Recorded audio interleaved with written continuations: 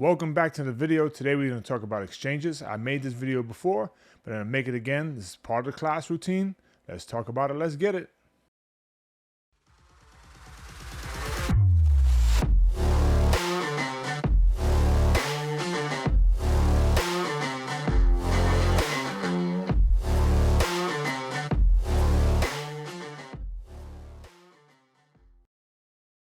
Thank you for tuning in. My name is Rich, and today we're going to talk about exchanges on blockchain. What's a decentralized exchange and what's a centralized exchange? What are the difference? How do they work? How do they benefit you? And this is how you get your crypto. So let's talk about it. Let's get it. So I'm going to use this website, Investoperia.com. They give us a brief understanding of what exchanges are, and we're going to look at what they're saying, and I'll explain it. So in this frequently asked questions, it says, how does cryptocurrency exchange work? So in this FAQ, frequently asked questions, it asks, how does a cryptocurrency exchange work? Cryptocurrency exchanges work similarly to a broker giving you the tools to buy and sell cryptocurrency like Bitcoin, Ethereum, and Tether. The best cryptocurrency exchanges make it easy to buy and sell the currencies you want with low fees and strong security features. So just like if you was going to trade on Robinhood, any other one of the exchanges, Webull, E-Trade, all of those exchanges work the same way cryptocurrency exchanges work. You have an asset or stock, you want to buy it, you have to put your money from your bank account into the exchange, and then it gives you a sense of leverage to go ahead and buy the stocks that you want and go ahead and have them possessed into your account. This is the same method with cryptocurrency. You go to one of these crypto exchanges, you deposit your funds into your crypto account or exchange account. You look at the crypto that you want to purchase and you then purchase it. The difference between cryptocurrency and regular stocks or securities or whatever the case may be, where you have to buy in traditional markets a whole share of that stock and or bond or whatever the case may be. With crypto, you can buy fragmented portions of a coin or an asset, let's just say it that way. So instead of buying, let's say Bitcoin is worth $28,000, which is close to right now, if not more, you can buy a portion of that. You could buy $10, $100, $50, $121, $121.13 if you want to get exact. You can do that with crypto. You can't do that with traditional markets. It doesn't allow you to do that. So the exchange is more or less a median in between two people, and it's centralized, right? On a CAX, it's called a centralized exchange between two people. I have what you want at one price to sell, and you have the cash to buy it at my price, right? And I'm talking about several people doing this all day long. So what should you look for when choosing a cryptocurrency exchange? Consider security, fees, cryptocurrencies offered, and researching crypto exchanges. It is important to understand how your cryptocurrency is stored and whether you can take custody of that cryptocurrency by transferring it to your own digital wallet. We'll get into wallets in another video. Cryptocurrency exchanges come in centralized and decentralized formats. Centralized exchanges closely align with financial regulation from governmental authorities such as the U.S. Securities and Exchange Commission. Many will issue U.S. dollar deposits and require proof of identity to use the platforms, right? So centralized exchanges are regulated by our SEC, Securities and Exchange Commission. They also allow, like I was saying earlier, you to deposit fiat money into the exchange so that way you can purchase the crypto asset that you want. Another version of that is called decentralized exchange. Somewhat similar, but also vastly different. Decentralized exchanges are unregulated online exchanges hosted by distributed nodes that are user-owned, and there is no centralized governing authority. While this may sound scary, decentralized exchanges offer transparent transactions and fees, as well as direct peer-to-peer exchange. Decentralized exchanges are unregulated online exchanges hosted by distributed nodes that are user-owned. There is no centralized governing authority. While this may sound scary, decentralized exchanges offer transparent transaction and fees, as well as direct peer-to-peer exchange of cryptocurrencies. So what does that mean? That means that you are completely in control of what's going on. There are nodes or computers that are running the actual processes of the transactions that you want to endure, right? You want to obtain. And all the fees are very transparent, tell you everything that's going on. The biggest difference between the centralized exchanges, like they're saying here, that is peer-to-peer, and the centralized exchange is that you purchase those cryptocurrencies on a centralized exchange and it stays in their wallet until you move it out. Within a decentralized exchange, you're going to pay the fees and purchase the crypto, what's called a real swap. You're going to swap out. And then once you do that swap, it goes right into your digital wallet, your crypto wallet. It doesn't go anywhere else. You don't have to worry about anything else happening to it. Some other governing authority going bankrupt, like what happened with FTX. None of that is capable with a decentralized exchange because you maintain ownership and custody of those crypto assets in your wallet when you do an exchange, a decentralized exchange at that. Next question is, how do you get cryptocurrency? Any investor can purchase cryptocurrency from popular crypto exchanges such as Coinbase, apps such as Cash App, and through brokers. Another popular way to invest in cryptocurrency is through financial derivatives such as CMEs, Bitcoin futures, although other instruments such as Bitcoin Trust and Bitcoin ETFs. So it's happening. They're not really here yet in the US, but they're coming. There are Bitcoin trusts. There isn't a true ETF yet, but there's a court case pending that may change that in the very near future. And next question is, how do you open a cryptocurrency exchange account? So I'm going to answer this. To open a cryptocurrency exchange account, you're going to have to KYC, is know your customer. The exchange is going to want to know who you are, where you are, and if you're capable of even having an account within that country or within that country in which it provides service. So the U.S. is very regulated. So most exchanges don't allow U.S. customers. However, there is Coinbase, Binance, and a couple others that you can use. Gemini, you can use these exchanges to go ahead and make your purchases. However, each exchange is also regulated from state to state. So there may be exchanges in which you can't actually do business with because your state may not provide services to that exchange if you live in the US. So once you KYC, you give the information that you need, you verify everything, you'll have an account, you open an account, and you'll be able to endure the processes of purchasing and or selling crypto at your leisure. No one is governing you whatsoever. The exchange is actually regulated and you need to follow the rules in which they instill. But other than that, it's very simple, just like using Robinhood, E-Trade, Webull, and so on. It's actually pretty simple.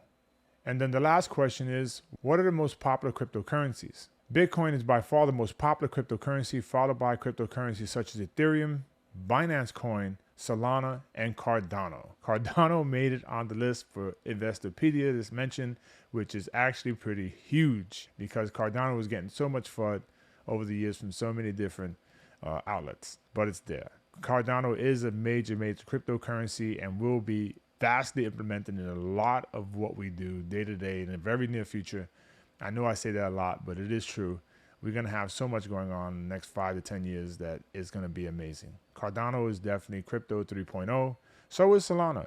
I believe Solana has a lot more work to do to get its infrastructure together.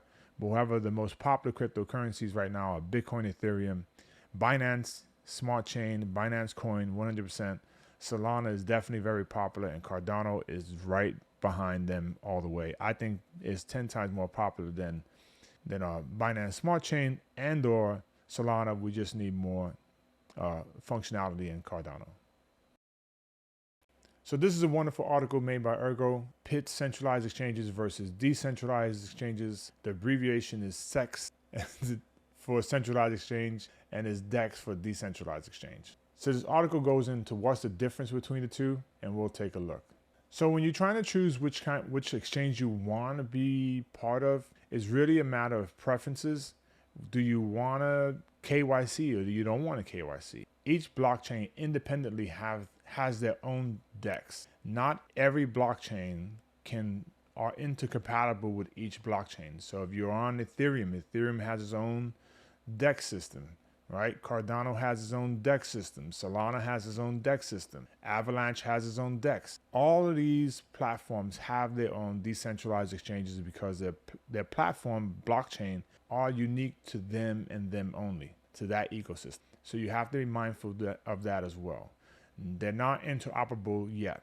Interoperability is coming in the very near future, or we hope so. But with a centralized exchange, they can house multiple coins from different blockchains all over the place and you're able to buy them and sell them all in one place. In a centralized exchange, you're going to have to KYC, what's called know your customer.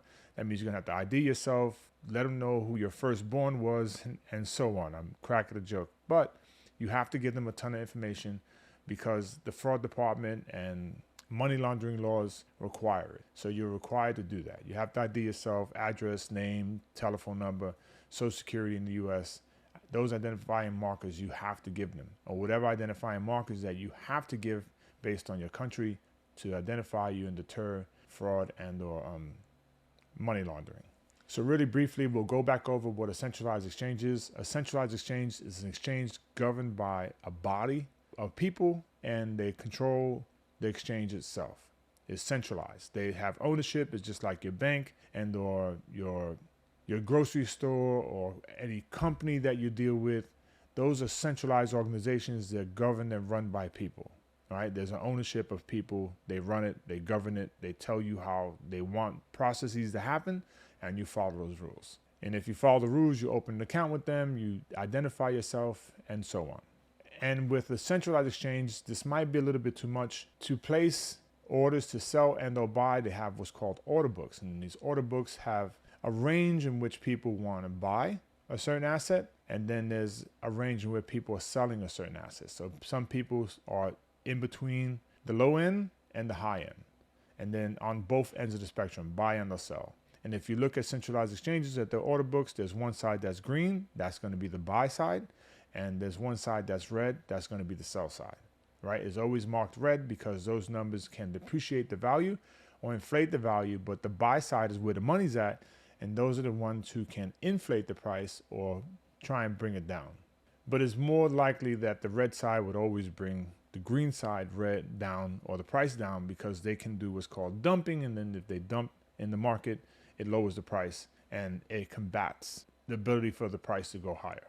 Now that we got that out the way, a decentralized exchange is decentralized. That means that there aren't any third-party individuals and or people governing the exchange and telling you what the rules are. You don't need the KYC. You don't have to identify yourself. You're not giving your firstborn. You're not doing any of that.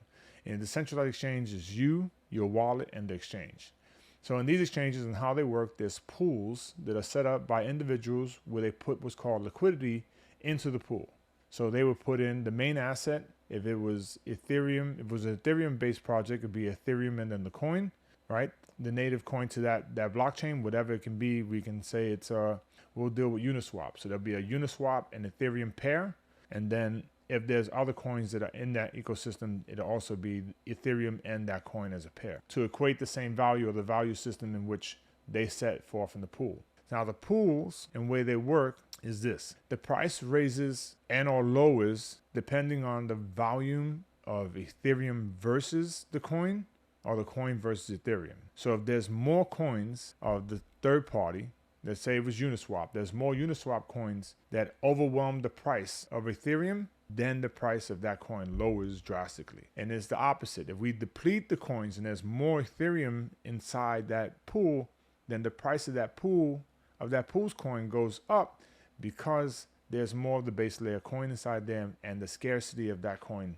is heightened. So the price will rise. So it's also the same thing as if it was centralized exchange. The only difference is that it's more direct about which one is which, or about which one has more value and or not. So if it has too many of the coins that Ethereum is paired with, say Uniswap again, then the value of Uniswap depreciates because there's more Uniswap coins inside the pool to swap with versus Ethereum. And actions that go on the centralized exchanges are called swaps. They're not called trades, as if you would do a trade on the centralized exchange.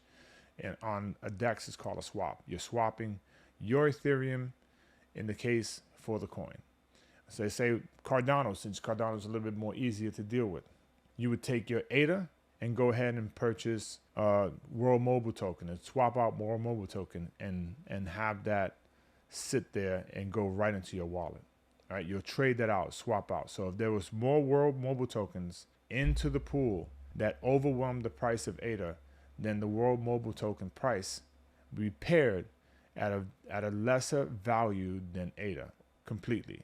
right, or far less value. It'd be depreciated, right, because it's overwhelming. The scale of it is higher than ADA. It might be higher than ADA already.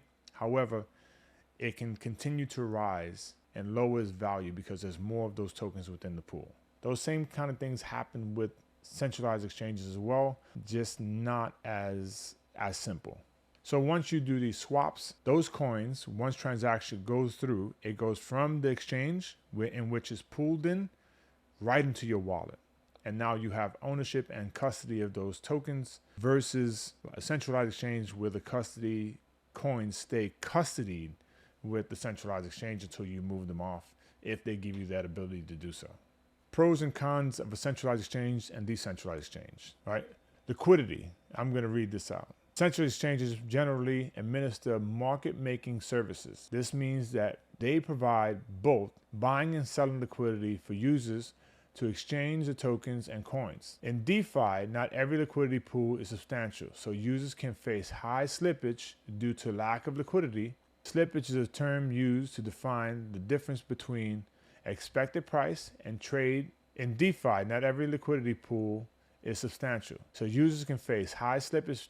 In DeFi, not every liquidity pool is substantial, so users can face high slippages due to the lack of liquidity. Slippage is a term that can be defined as the difference between the expected price of a trade and the price at which the trade is executed. So in other words, so let's say there's not too much liquidity inside pools or a DeFi platform's pool, and you go to purchase the coin. To say you want to purchase a lot of them, but the ratio into which you're purchasing from doesn't equate, right? Doesn't add up, and the price starts to raise, right? Because the ratio of ADA, or the main asset, versus the coin that you want is starting to become diminished. And now the slippage starts to raise. It starts to go up.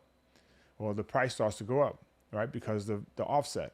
So your slippage starts to go higher. But you can set in DeFi a slippage range. You can set what you want that percentage to be, and it won't go any higher than that, and your execution of that swap won't happen. So you can control of that. You have to understand the DEX that you're in and how to control your slippage as well. That is something you really need to pay attention to, because if not, then you'll be paying high costs and you'll just pay whatever slippage and you can lose out some value.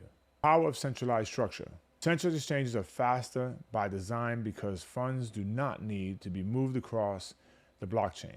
Transactions are fulfilled by simply exchanging the funds information internally in the CEX, or centralized exchange. So meaning that it can be a lot faster, because this is what happens. On the centralized exchange, they have already the information that you have X amount of dollars in there, actual funds, and you go ahead and make those trades, and it becomes just about instantaneous, but it stays within their central organization. It doesn't move, it doesn't go anywhere, and then your account reflects that you made a trade for 100 Cardano coins, and now you have 100 Cardano coins in your centralized wallet. In a DEX, the actual transactions are being processed to where it leaves the DEX and goes right into your wallet. So you instantly have custody. You're instantly in possession of those assets inside of your wallet.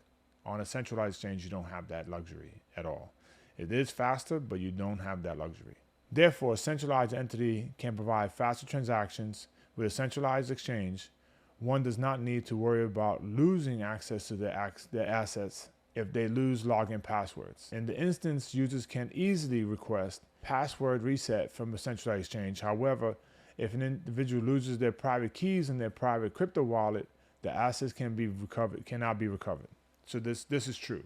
With a centralized exchange, you can always get your password back, access your account, KYC, whatever the case may be. They can get you your information and get you access to your assets in the centralized exchange. On a DEX, if you lose your private key, you lose your mnemonic phrase, you lose your recovery words, you're lost. There's no way of recovering that wallet back. That is definitely a con of the centralized platforms. You are in complete control, but you got to understand that this is giving you financial or monetary control of who and what and how you interact with your funds and or finances and value. This gives you that. So banks take steps so that way they don't lose your private keys to the assets that they hold for you. You need to make that same steps and make sure you don't lose access to your assets of value. So we talk about fees. Just in sum, because of the way centralized exchanges work, their fee structure is very set and simple. It doesn't automate itself to go higher and or lower depending on the ratio of coins. It's set at 0.1% or whatever the case is. It's set at that and it stays there no matter what. On a decentralized exchange, depending on the ratio of coins versus main asset to secondary asset, that price can actually fluctuate on what you're going to pay because of the slippage tolerance and how that all works. So just be mindful. To have complete ownership, you're going to pay. Not to have complete ownership, you're not going to pay, but you lose control. So it's a trade-off. Pros of a DEX. At the heart of cyberpunks, the idea that cryptocurrency economics should provide access to peer-to-peer economic structure that gives back financial freedom to people. Since a DEX functions as a non-custodial manner, a user can keep their funds or their assets in their private wallet and swap tokens through a DEX in any desired amount. Again, we just covered that, so just reiterating. Custom trading pairs. One of the most unique characteristics of a DEX is that it's ideal for places initial coin offerings and custom trading pairs. Anyone can set up liquidity pools in a DEX and provide liquidity for a new exchange pair. The type of platform decentralized individuals to participate in a market making. You have all control. You can make up what you want to trade off and pair with on your own. No one has control over that other than you. Transparent data. A DEX interactions happen on chain, therefore anyone can check if a volume is executed on the blockchain. This is why it's impossible to create wash trading without encouraging transaction fees. Transparency of blockchain acts as a protection layer against malicious actors. So there is no wash trading, there is no fake trading, there's none of that because everything's recorded on the blockchain. It is not fake. It can't be fake. On top of that, it's recorded. You wanted to go back and look it up, it's there. Cons of a centralized exchange. When it comes to lower market cap coins, big holders are indeed the create and buy sell liquidity of a centralized exchange or the market maker, AMA. Algorithm on a DEX can be much more beneficial in providing a healthy market for early stage projects. And we have wash trading on centralized exchanges. Wash trading occurs when exchanges manipulate transactions for the purpose of appearing to have high trade volumes numbers. The false display of transactional volume is an attempt to appear attractive to the prospective cryptocurrency looking for new listings and new investors who are seeking an active trading platform. Trades of a centralized exchange happen internally, and so there is no way to track the transaction by an impartial party. This gives a lot of power to the centralized exchange. The highlights to the benefit of using the DEX due to the transparency of blockchain explores that the utilization of smart contracts. On Ergo, for example, every transaction can be seen. This highlights the benefit of using a DEX due to transparency of blockchain. Explorers can utilize smart contracts. On Ergo, for example, every transaction can be seen on the core of Ergo. This also happens to Cardano, Ethereum, Avalanche. Everything can be seen on the blockchain by the explorer that is set for. So if you're looking for a transaction that occurred, it's there. You can't do that when you wash trade with a centralized. There's no third party that's able to go in and see if a trade actually was occurring independently without having access to their whole system. Power of centralized structure. Not your keys, not your coin. Readers may be familiar with these phrases, and it is the reference to the intrinsic downside of storing assets on centralized exchanges. The actions of users happen under the auspices of the custodial service provider. Centralized exchanges implement data keeping services for funds but also hold keys, which is contradictory to the process of the peer-to-peer financial system. To clarify, the CEX is singularly responsible for the security of wallets that holds your assets. So they completely have control, you have nothing. The cons of a DEX. Non-custodial interaction. A non-custodial interaction of a DEX means that users can lose funds permanently if they do not keep their private keys secure. There is no way to recover a seed phrase for a unique wallet So it's in the event a user loses or forgets their private keys, there is no way to retrieve them. So that is the downside. We talked about that just a second ago. The other benefit of being on a DEX versus a central exchange is that custom trading pairs. Trading pairs have to be approved by a centralized exchange for it to actually get access. And remember that they also have to be careful of which coins they list on the exchange, because the SEC can rule it a security and then that's it. We talk about fees. Since DEX interaction happen on chain, there are different transaction fees that need to be included for each DEX platform. Generally, the governance of liquidity provided fees that can vary between 0.2% all the way to 1% per transaction. On top of that, however, an additional fee must be paid for blockchain platforms since the transactions occur on chain. However, these blockchain fee requirements can evolve through the implementation of side chains that address scalability issues. So we can have side chains that lower these fees and transactions and makes things a lot more simpler for the person and or persons that are interacting with the DEX. Then you have transparent data. I mean, if someone knows your wallet and what you were doing, that information is available, is transparent on the blockchain. You can't hide it. On a centralized exchange, it's governed by them, and of course they can get a warrant and get your data anyway, but it's not easily accessible by anyone. So we'll rush right into the conclusion. Overall, there's advantages to using the centralized and or decentralized exchange, and many users use both depending on the specific needs. DEX become much more useful when users are participating in a specific cryptocurrency ecosystem and wants to purchase native assets. It is vital for both CEX and DEX are available in the public to if maintain cryptocurrency. It is vital that both a central and a decentralized exchange are available to the public if mainstream cryptocurrency adoption is to take place, because they serve the main venues. They serve as the main avenues for participating in cryptocurrency market.